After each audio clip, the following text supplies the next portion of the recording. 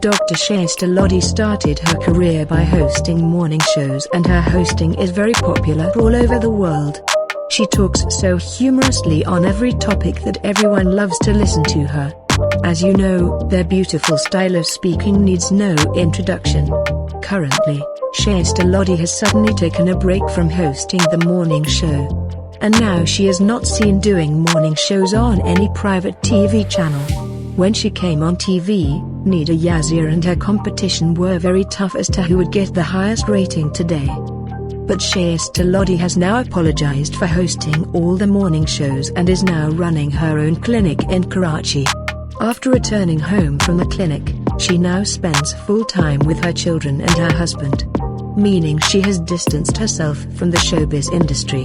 You will know that Sania Mirza came to Pakistan exclusively from India in PSL 5 to support her husband Shoaib Malik.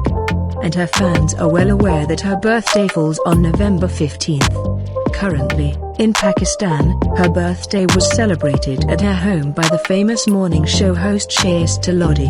And it was a surprise party that Sania Mirza had no idea about. So let's take a look at the beautiful photos of Sania Mirza's 34th birthday party.